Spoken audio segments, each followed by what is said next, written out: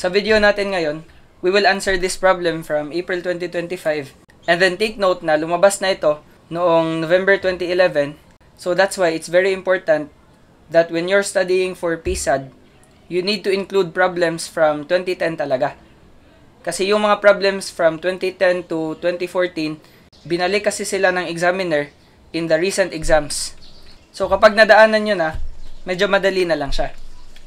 Now, by the way pala, this situation is taken from our PSAD exam generator website. Ayan. So if you want access to the website, just visit our Facebook page and then check our featured post or pinned post. Comment mo lang doon yung password mo so that you can access our website. Now currently, this is in admin view. So I can select categories, whether I want to include statics problems, reinforced concrete problems, and so on. However, in our student view, it's actually much better. Papakita ko lang kung ano yung features niya. Ayan. So kapag andito ka sa student view, and then let's say you have a password, meron akong arbitrary account para dito. So input natin yung password, then click on verify password. Again, for you to be added, just visit our Facebook page. So you can generate exams up to 2 per day. So makikita mo dyan, generations left today is 2. Once you generate an exam, this will become 1, and then kapag 0 na, you can't generate new exams anymore. So this is to control the usage since wala pang formal host yung website na to. This is purely coded in Google Apps Script. So input natin, number of situations. Yung maximum dyan is 70% of the total number of problems in the problem bank. So, para safe, you can input 100. But this will not include all the problems. Percentage lang nung total problems ng problem bank. So, medyo matagal nga lang yung generation ng exam since this is linked to Google Sheets. So, it will introduce a number into any cell for the Google Sheet to be randomized, and then doon niya kukunin yung problems. So, ito na. We have, check natin 36 situations. So, as of now, meron yatang bug. I-check ko lang kung bakit merong strike through dyan. Dapat kasi wala. But anyway, you can check the problems here and then merong choices na yan. And then, once you click on submit answers, dito sa pinakataas, yan, pili ka lang dyan. Random lang yan. So, submit answers. Makikita mo na yung correct answers. And then, if you check the video solutions column, makikita mo dyan yung YouTube links. That will direct you to the YouTube video that will guide you on how to solve the problem. So, merong watch on YouTube dyan. However, for some problems, since wala pa akong nagawang video, doon ko siya pinopost sa Facebook. So, for example, situation 36. Yung situation 36 is this one. Ayan, a boom supports a 100 Newton load. So, once you click view on Facebook, ayan, makikita mo na yung solutions. So, andito siya. So, only consult this if you don't know how to solve the problem. Try to answer this honestly so that you can evaluate kung saan ka weak. And then, once you are able to find out kung ano yung problems na hindi mo pa kaya, you can watch our tutorials or access our notes. Yun nga lang, yung ibang notes dyan sa videos, kailangan ng membership sa YouTube or subscription sa Facebook.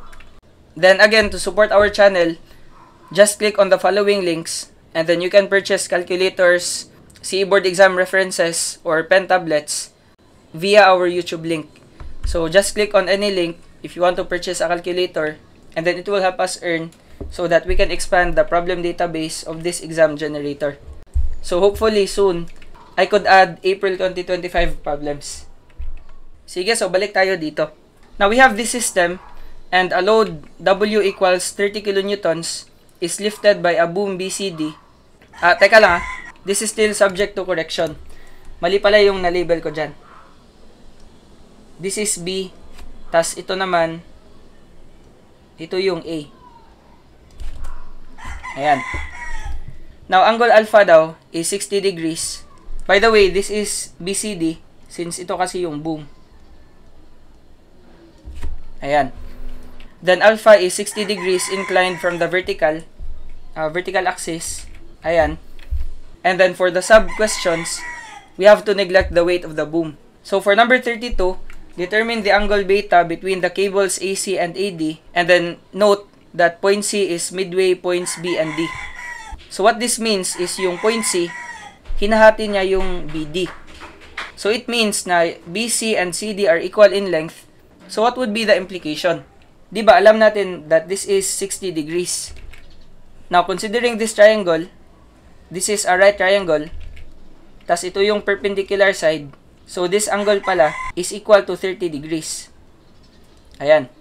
Now since point C is midway points B and D, then this length and also this one would be equal. Now kapag equal yan silang dalawa, yung ibig sabihin yan is this is an isosceles triangle. So kapag isosceles, di ba, we have two equal sides. So meaning the interior angles opposite to those sides would be equal. So if this is 30 degrees, then beta is also equal to 30 degrees. Ayan. So wala nang solution sa number 32. Basic concept lang of triangles. So our answer pala is 30. Ayan, letter A. Now for number 2 naman, compute the tension in cable AC. Now ano yung approach dyan? Yung approach dyan is, first, we have to cut the rope in this way. So alam natin that this is W, which is 30 kilonewtons. Now this rope runs over the smooth pulley. So whatever this force is, yan din yung force dito. So 30 kilonewtons, this is also 30 kilonewtons. Ayan. So since we made this cut, if this is 30, then this is also 30. Ayan. I hope agree lang to maintain internal equilibrium. So ito yung tensile forces. This force is acting away from the hinge support. So label natin yan as 30 kilonewtons. Now dito sa figure, dalawa yung hinge. This one and this one. So sulat natin yung reactions. Sabihin natin this is AY. Then ito naman BY. Then we also have horizontal reactions AX and BX. Then looking at the figure, if we apply this load downward, di ba yung boom, this will move down. Once it moves down, this will rotate parang clockwise. So yung resistance ng hinge na to must be going to the left. But again, hindi yan magmamatter since if you assume that it is going to the right, you will get a negative value once you try to solve this. But this is the best assumption according to the system. So label natin yan as AX. Then if this is going to the left, there are no other horizontal forces. So it would mean na yung BX would be going to the right. But again, yung assumptions na yan, hindi yan magmamatter in the grand scheme of things. But mas maganda na tama yung assumption para positive na agad yung lalabas na values. So for the first problem, compute the tension in cable AC, we can sum up forces at joint A.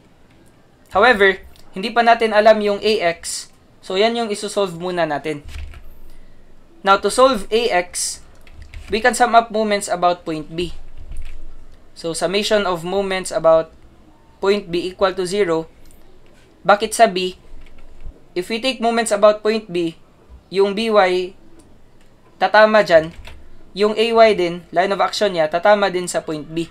So hindi na sila kasali. Wala silang rotation na makokos. So yung AX na lang, this will cause a counterclockwise rotation about point B. So minus AX. Then yung moment arm niya is this length. Diba? Yung height ng triangle, essentially.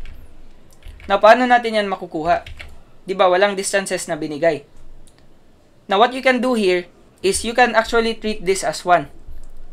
Yung hypotenuse ng triangle, treat mo lang as 1.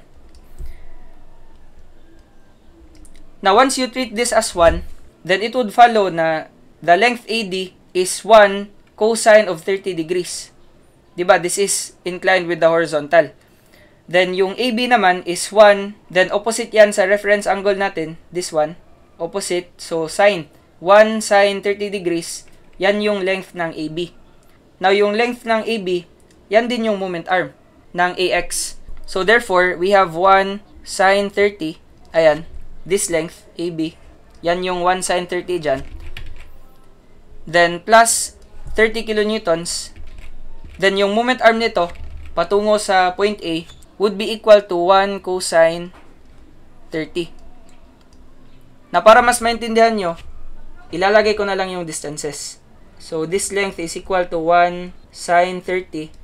Tas, ito naman, this is 1 cosine 30.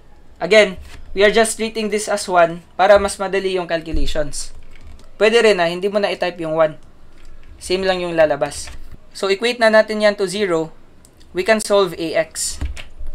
So, using our Canon calculator, we have minus AX, then sine 30, plus 30, then cosine 30.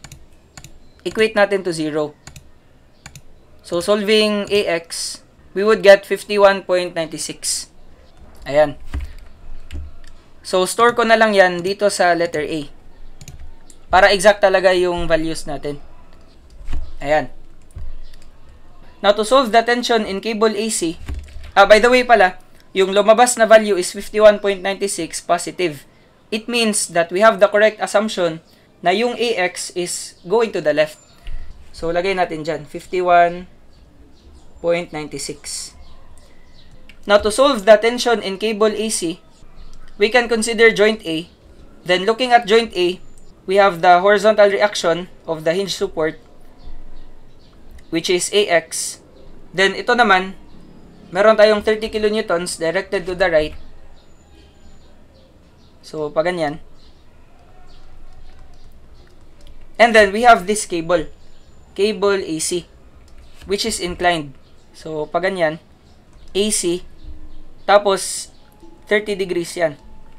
So, to solve AC, notice that we can sum up forces horizontal. Hindi pwede vertical, since wala pa tayong AY. Diba, meron din tayong AY dyan. So, gagawin natin, summation of forces along X equal to 0.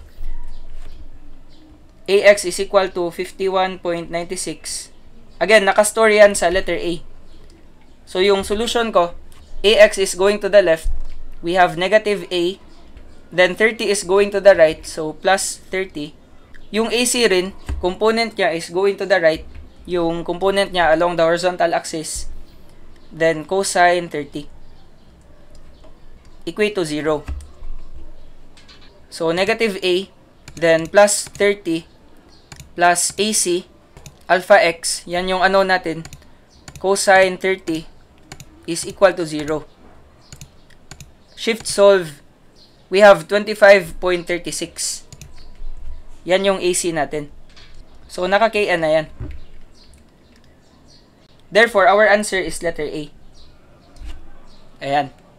Now, for the last question, determine the reaction at B daw. Now, how can we solve that?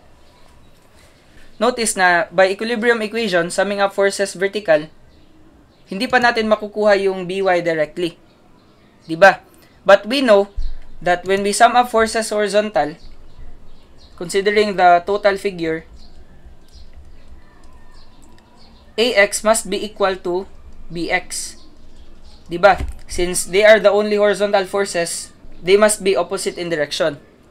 So, if this is 51.96 to the left, BX is 51.96 going to the right. So, lagay natin dyan. 51.96. Now, paano natin makukuha yung BY? Hindi tayo pwedeng mag-movement sa point A since yung BY tatama dyan sa point A, saka yung AY. So, the best thing to do is to start at joint A, then solve natin yung AY first.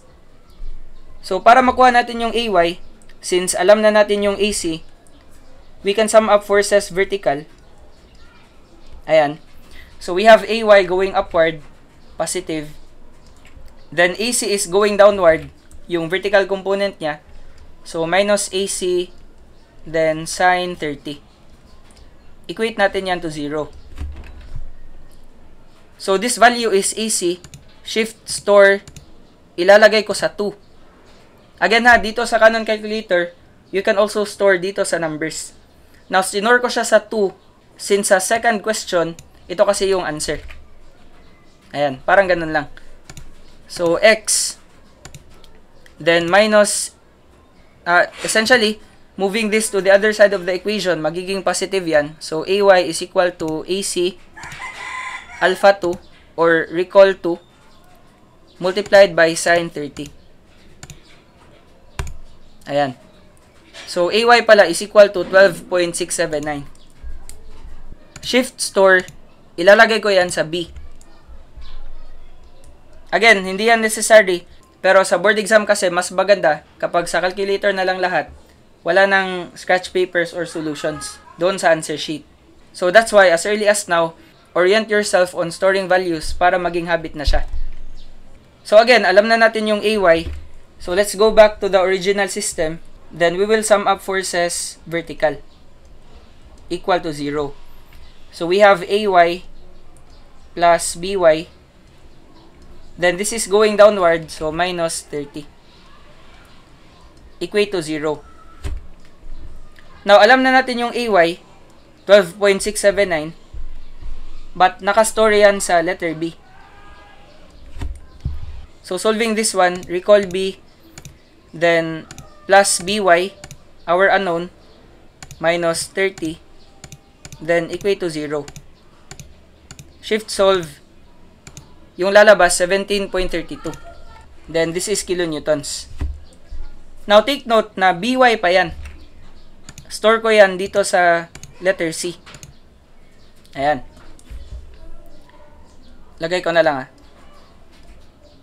However, yung tanong is, determine the reaction at B.